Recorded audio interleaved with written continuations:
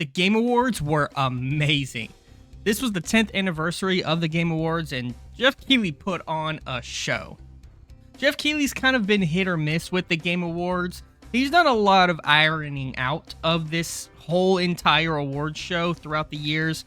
A lot of times they're too long. There's a lot of ads and commercials for things we don't care about. The trailers can be hit or miss, and the awards themselves have their own special set of problems. But this year, it felt like Jeff was firing on all cylinders, and man, was it a trip. In this video, we're going to talk about some of the most craziest and my favorite things that I saw at the Game Awards this year, and kind of just talk about how I thought the Game Awards went and things that could still be improved for going forward. So, to start off, usually I skip the pre-show. There's usually not that much there that interests me personally at the pre-show, and they do give some awards in the pre-show, which I don't love that part. It makes it kind of feel like the awards that get shown there get kind of like lessened a little bit, as if they're not as important to get put on the main show. So I kind of wish they would stop doing that, because I just think it just puts less eyeballs on the games that win. But this year, the pre-show was pretty damn good. We got Ninja Gaiden Ragebound. That was the very first thing that they showed off, and I like Ninja Gaiden enough to be excited. It was being made by the people who made Blasphemous, which is interesting. That's a game that I've been looking to get to for a long time now. So that was pretty sick. And then we got Slay the Spire 2, which was revealed before, but we got more look into it.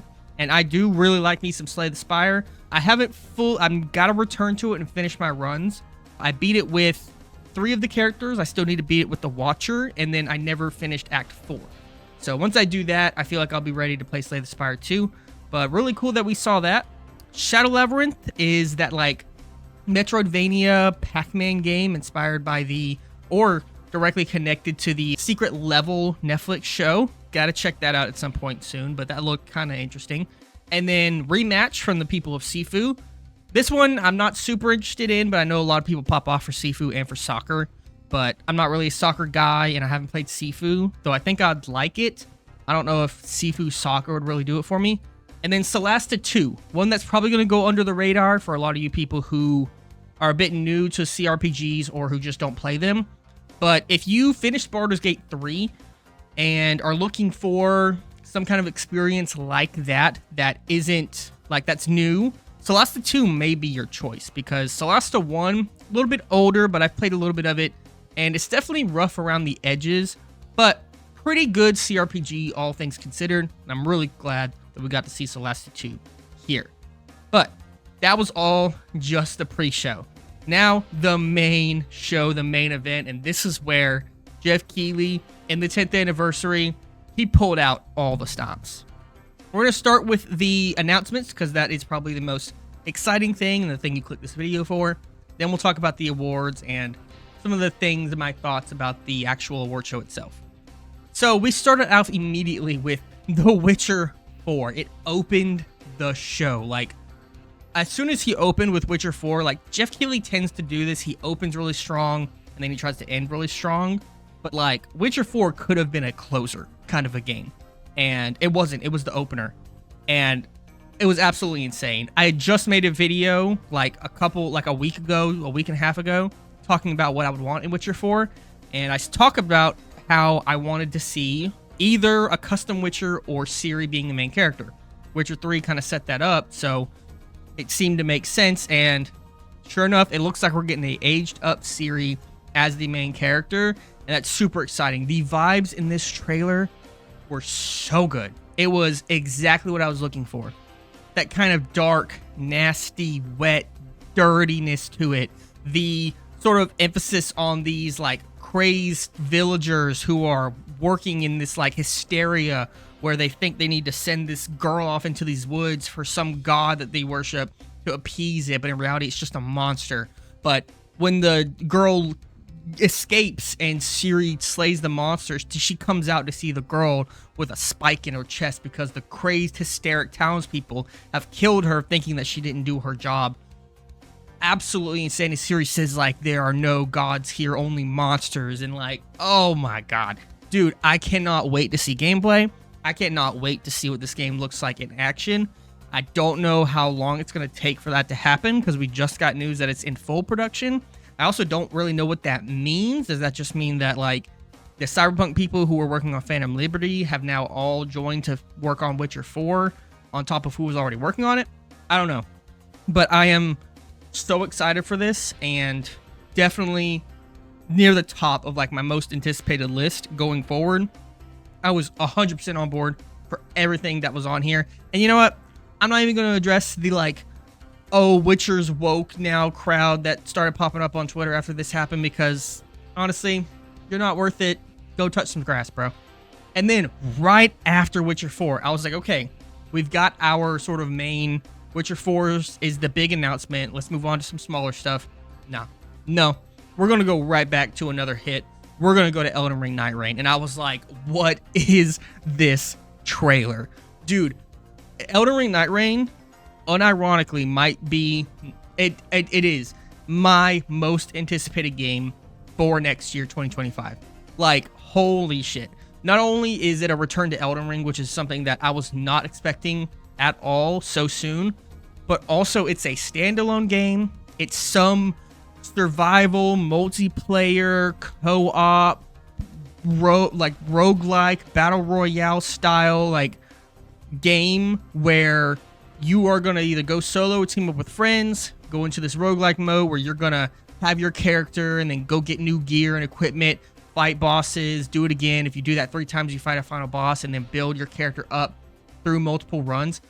And then obviously that was already going to be exciting enough. A From Software roguelike sounds like a recipe for excellence. But then you see it, you actually could have seen this earlier, but for me, when I saw Nameless King, and I think for a lot of people, like, that made me go, what the fuck? What is he doing here? Why is Nameless King here? I was watching the trailer, and I first saw the Firekeeper from Dark Souls 3, and I immediately was like, wait, that's the Firekeeper from Dark Souls 3. What exactly is going on? But I wasn't sure, right? It flashed by so fast. I was processing things at such a speed that it just blew me by a little bit. And then Nameless King showed up, and I was like, no, that is definitively Nameless King. What is he doing in this video game? And since then, I have watched that trailer at least 12 times, dude. I have seen that trailer so many times, and I've picked out so many different things, and I've started theorizing different things about this game. Early on, we see the Centipede Demon. They've released screenshots where we see the Duke's Dear Freya from Dark Souls 2. Then we got Nameless King, obviously. So we've got Dark Souls 1, 2, and 3. I figure those are not going to be the only bosses from those games put in here. And I just, oh my god, I'm talking so fast because I have so many fucking questions about this game, dude. Like, are they going to be adjusted? Is it just going to be they ripped Centipede Demon out of Dark Souls 1 and threw it into Night Reign? I think I've read somewhere that it's going to be different enough to where, like, in Dark Souls 1, you can cut the leg off of, or like the tail off of Centipede Demon, but it doesn't do anything, it just dies. I've heard that in Night Reign, the Centipede Demon can split off into like its arms will split off into multiples so that like your friends will have to fight those guys. That shows that it's actually they're going to be changing the bosses in some way. I don't know. I'm super interested because obviously Dark Souls 1, 2, and 3, they all play very different from each other. Elden Ring especially so. Nameless King, like Dark Souls 3 probably would translate the easiest to Elden Ring, but I still think that there's going to be some adjustment that needs to be made. Like, if you put Dark Souls bosses in Elden Ring, they're going to have to be adjusted for the speed and the style of play. I'm really interested to see how that works. I've talked about Night Reign enough, but highlight of the show for me in terms of game announcements. I'm so excited for that. Cannot wait for Night Reign.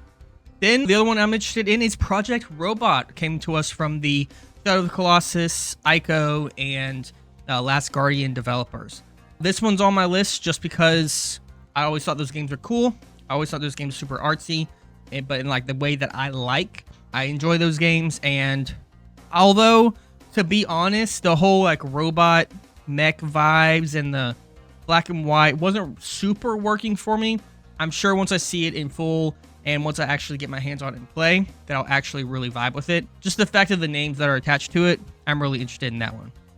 Then we got Split Fiction is the other one that I was interested in by Joseph Fares and his team that did like Brothers of Tale 2 Sons and It Takes Two that won Game of the Year a few years ago. This one looks cool. I'm really interested. Having all that like sci-fi and fantasy vibes intertwining. Obviously, it's going to be co-op seamlessly.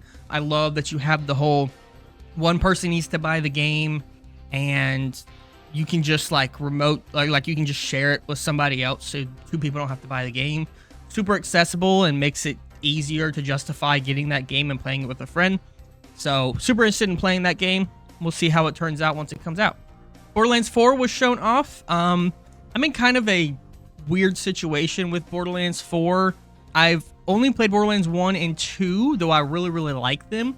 I haven't played pre-sequel, and I haven't played 3. See, when I played 2, 3 was already out or coming out, and they had released that last DLC that was about Lilith, but it was like written by the new team. That's kind of put me off from playing 3 for a while, because as soon as I got into that DLC, you could just tell there was something off, that this writing is not the same as what was already being done in 1 and 2, and I really like how 1 and 2 is done. It's not the craziest story in the world. It's not like this emotionally charged narrative, but like the humor works for me and the vibe works for me, and just the way that everything plays out, the way that characters work, the way they talk, the way things are sequenced, like it had a very distinct vibe to it. And that DLC was the first time in Borderlands 2 the entire time that I was like, oh, this is off, this is different, I'm not sure I like this. So it might have just been a not that great DLC, but I have heard that Borderlands 3's sort of like writing and story is not the best.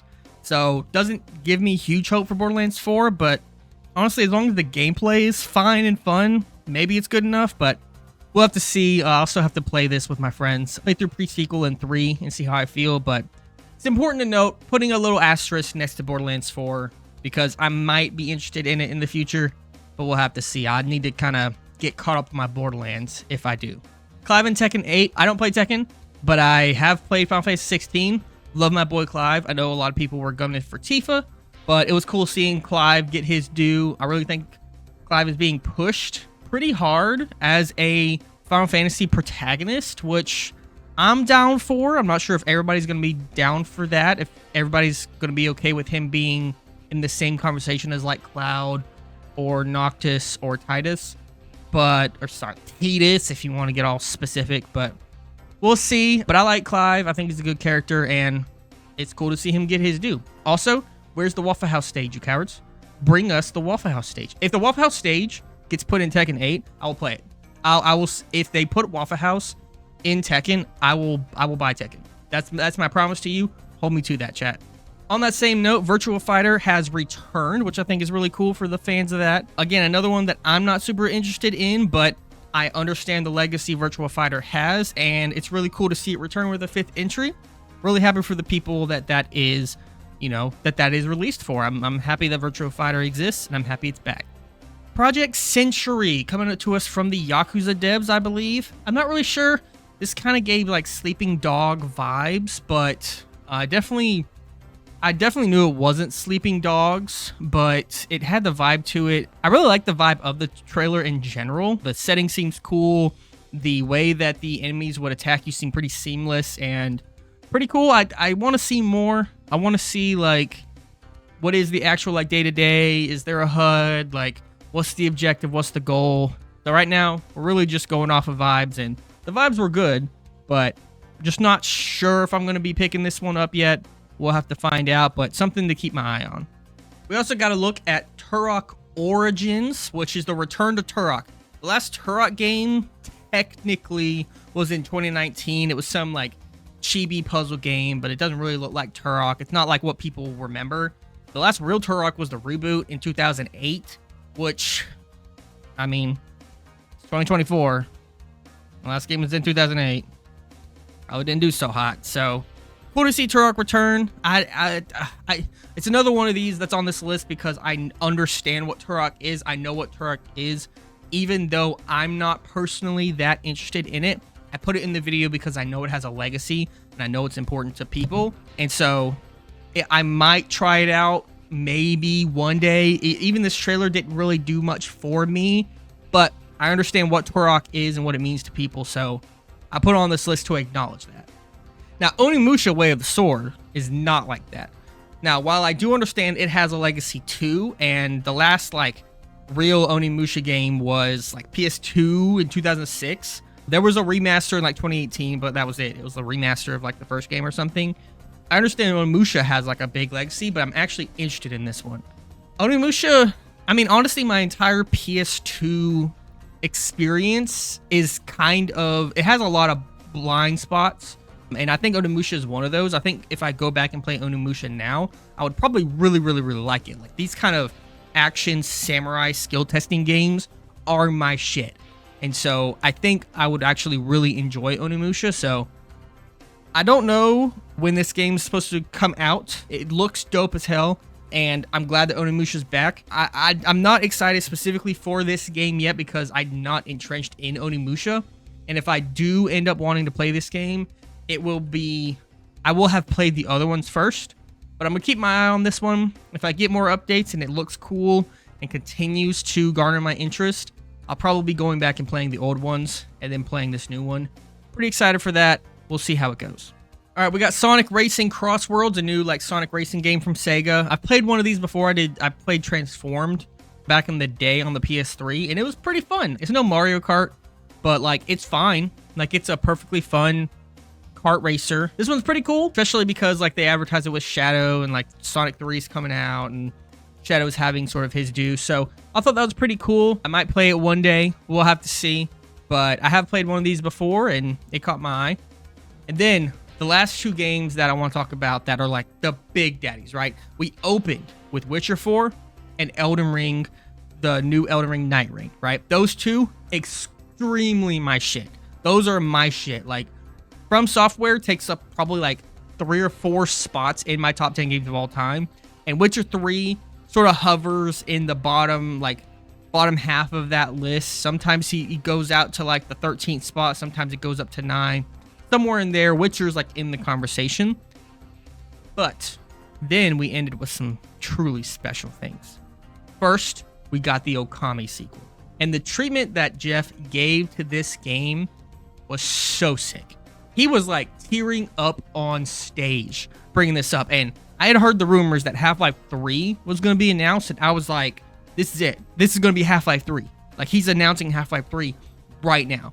But then the drums started hitting, and then the orchestra started playing. We started seeing the like water paint sort of idea motif in the background on the screen. And I did not fully understand it was Okami at first, but then I started hearing the music.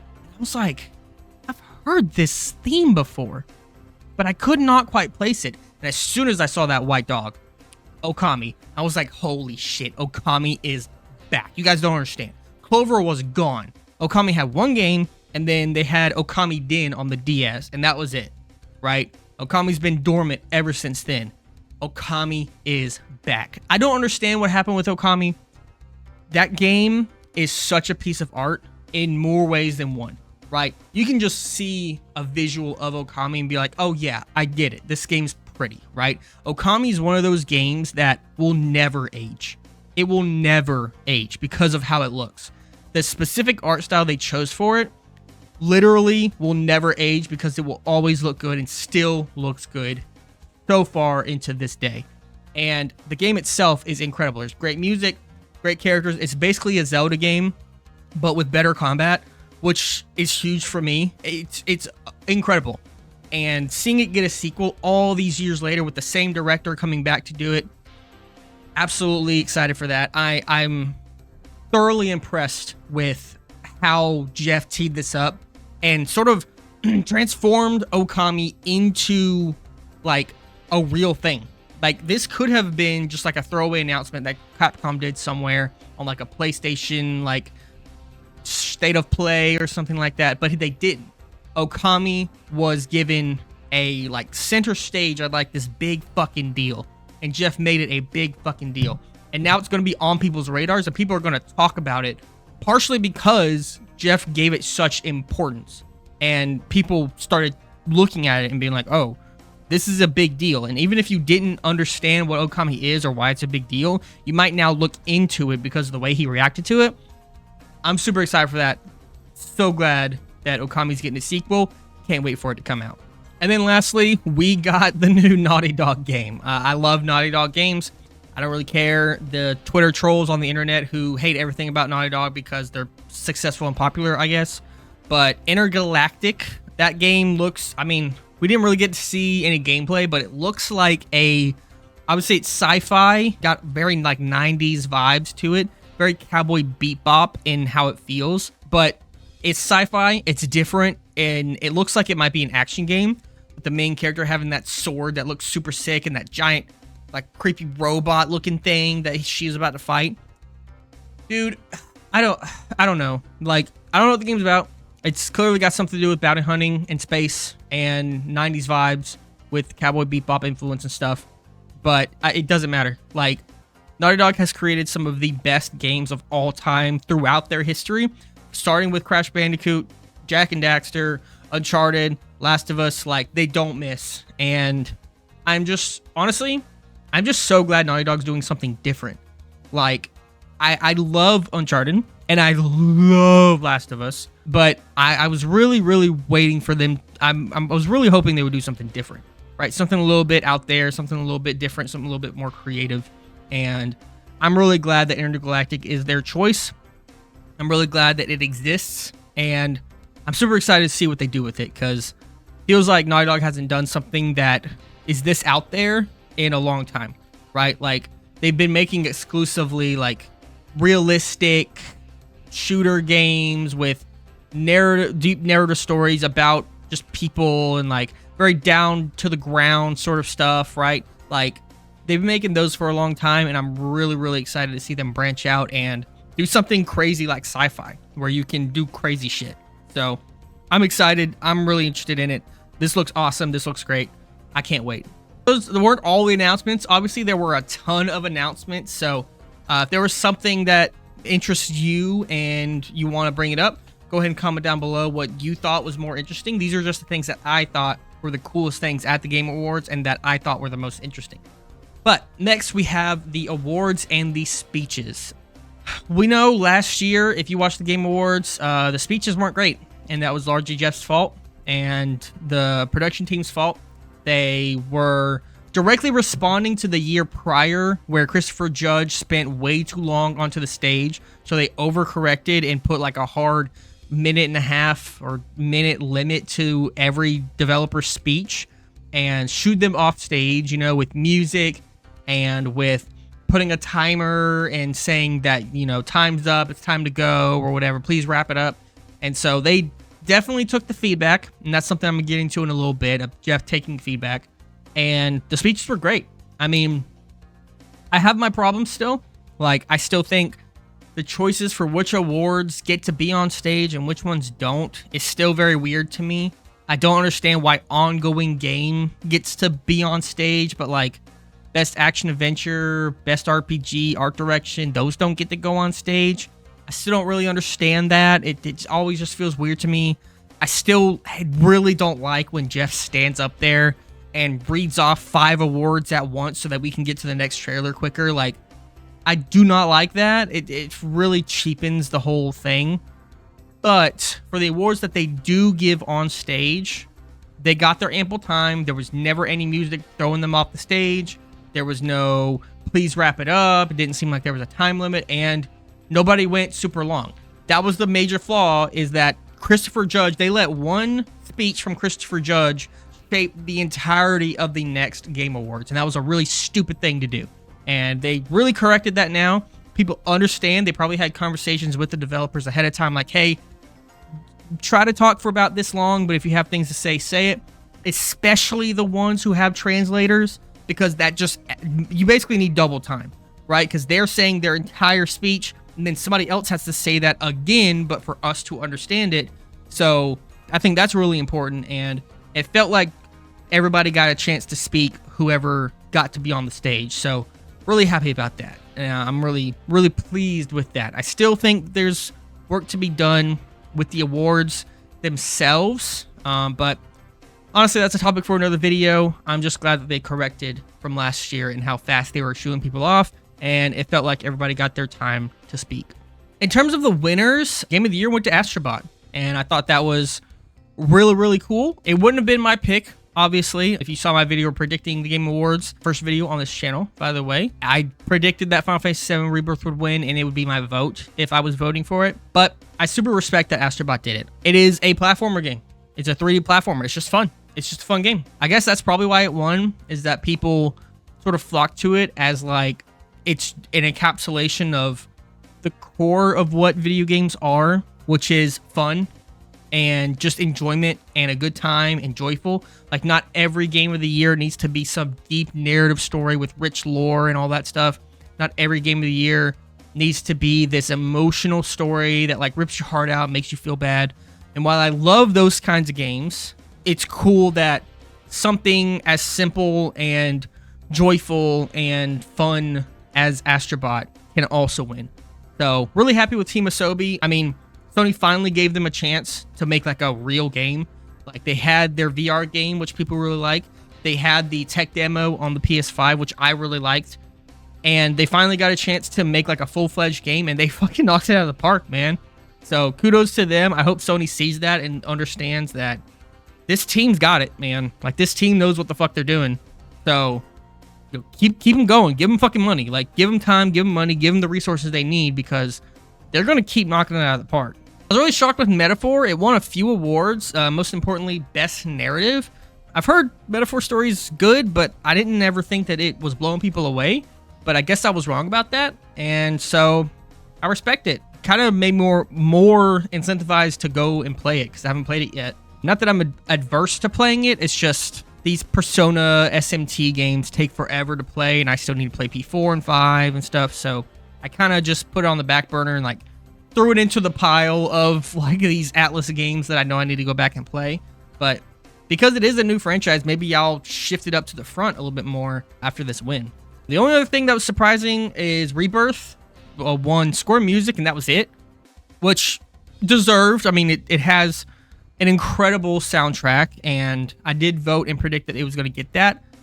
But for a game as revered as Rebirth was by critics, I'm surprised it didn't get more. I don't know if maybe it's because it came out in February and people have forgotten about it, whereas both Metaphor and Astrobot came out a lot later in the year. I don't know if that has anything to do with it, or if it's just Rebirth was more Final Fantasy VII and people wanted to give flowers to new things. Not sure, but I mean, at least it got something, so I won't cry too much about it, even though I do love that game. Also, just it's a little awkward that Prince of Persia won Innovation and Accessibility and had to accept the award, but like the studio got shut down, and so it feels weird, and like, I don't know, man. That was rough. Like, that was rough. And then Best Adaptation was Fallout, and the only thing I have to say here is, dude, was Todd Howard always this short? I don't remember him always being this short, but I guess he was. He's a short king, man. All right, let's talk about Jeff. So, people online love the dog pile, dude. Like, oh, dude, I was off Twitter for a while, and I just started getting back on Twitter during the Game Awards, and oh my god, people are exhausting, dude. This was literally probably the best Game Awards that has happened in ever. Maybe ever. I think this is hands down the best Game Awards ever. And no, it's not perfect. It's not. The awards have problems. The fundamental flaw of Game Awards is the award part of the show, right? Where even I think that certain awards, it's weird that they get to go on stage. I don't like that Jeff rattles them off. I don't like some of them being in the pre-show. I even don't like some of the categories. I think some of the categories are ridiculous. But dude, the amount of takes I've seen on Twitter about this are ridiculous. Not just the people who are being all like anti-woke, blah, blah, blah. The people who have never touched a woman and need to touch grass. Those people were always going to show up and shit talk no matter what. Fuck those people. They're stupid. But the takes of like people talking about the whole layoffs thing, people talking about this Game Changer award that came out, and the hot takes about these are just so, I don't even know how to describe them. Like, on the one hand, you can understand because layoffs have been terrible and they have severely impacted the industry, and people expect Jeff to, I guess, be responsible for it. I don't understand. Jeff has a platform where he built the Game Awards, and I guess you're pulling a Spider-Man and saying great power with great responsibility, but like, I think there's so much going on with that. Jeff acknowledged that it's difficult to talk about it, because if some of these people on Twitter had their way, the Game Awards would have been 3 straight hours of nothing but dooming and glooming and crying and whining and throwing tomatoes at Todd Howard and Phil Spencer and all the CEOs and executives there. It would have been 3 hours of that. Maybe some of y'all really want to enjoy that. That's fine. Whatever. Do your thing, dude, because you're right. You know, the rich suck. You know, CEOs make terrible decisions and they hurt people. I get it, dude. I get it. But like, it's not Jeff's job to change the video game industry. It's not his job. That's not his job. And like, he did a whole segment where the Game Awards' entire point is to celebrate the year of games that have come out and to celebrate the work of the people who worked in the industry. You can't spend 3 hours talking about how the industry sucks. That's not going to work. It's a celebration of games, not a funeral, okay? Like, I don't understand it. Twitter is just so full of negativity that it's really, really exhausting. Like, he's even self-aware, dude. Like, he had those 2 Muppet people in there. What were their names? Statler and Waldorf, the 2 old man Muppets, making fun of him for these exact things. Like, he is so keenly aware of his flaws. He's so keenly aware of what's wrong with the Game Awards and how to improve them and how to fix them. And he makes adjustments and tweaks every single fucking year. Jeff cares more about games and the games industry than almost every single Twitter troll online that has ever made a negative comment about it. Almost guaranteed. There are some who I don't want to invalidate all of the arguments, because again, I even agree with some of them. Like, I agree the Game Awards should focus a bit more on the awards and less on announcements and commercials.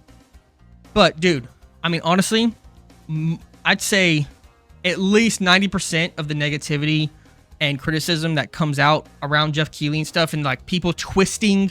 I've seen things from when he was talking about, he like tried to give flowers to Ken Sugaragi, who was in the audience, and Ken stood up thinking he was going to go on stage, but he wasn't supposed to. He didn't understand, because I don't think Ken Sugaragi speak English. Even if he could, like, he understands English, like, he just clearly misunderstood that he wasn't supposed to go on stage right now. And because Jeff also immediately was also throwing flowers at Ella Purnell and brought her up, and the camera went to her, and she knew exactly what was going on. But I saw a take that was like, oh, Jeff disrespected Ken Sugaragi. Oh, it's disgusting. How could he shoo him away like that? I'm like, he did, bro, chill the fuck out. Not everything has to be some attack on somebody. It was a misunderstanding, and Ken sat down and everything was fine. Like, why does everything in your life have to be an attack on something? Like, dude, chill out. I promise you, Jeff Keighley, one of the most passionate people about games ever, who created the Game Awards to what it is now. The only reason why you're talking about it because it's super popular and he worked his ass off to get it there. You're only complaining about it right now because he made that happen, because he's passionate about games. That guy who made this show as big as it is through pure passion of the industry would not try to straight up disrespect Ken Sugaragi, especially in front of millions of people. Like, dude, use a brain cell. Sorry. It just really frustrates me how these conversations go down every year. Like, last year, Lash Out, he needed to hear it, and he heard it loud and clear, all the criticisms, and he clearly improved upon them this year, and it was great. But sometimes the criticisms he gets, like this year, about the Ken Sugaragi thing and stuff like that, and the Game Changer, where we're shitting on him for showcasing this guy who worked so hard to help people in need. Like, what the fuck are we talking about? Like, I don't know, man. Like, sometimes I feel like Twitter just promotes negativity so much that real criticism and real critique and real steps that could be made to improve the Game Awards gets lost because we start arguing about, did Jeff Keighley disrespect Ken Sugaragi? Like, let's all just get off Twitter for a minute. Like, let's all go have a life a little bit. Like, Jesus Christ, man. So I'm going to be Jeff's biggest defender on this one. He clearly made a great show here, and I think majority of people agree with that. And I mean, Game Awards 2024 was the best Game Awards I've ever seen, and that's from every front. The announcements were incredible, out of this world, one of the best showcases ever made in the history of game showcases. The awards themselves were pretty great. They were above normal, like above average for Game Awards, I feel like. Like, I fundamentally will always think that there's problems with the awards, unless something major changes, but it returned back to normal, and then also he improved the timing to let devs speak and speak their mind too. I mean, Sven Vinke, the Baldur's Gate 3 like director, he literally was like tearing into the industry a bit there, and like he just let him do it because that's awesome. Like, that's what we were asking for. So, best Game Awards, Jeff. Pat yourself on the back. You're not watching this, but if you are, for whatever reason, pat yourself on the back. Ignore the Twitter trolls.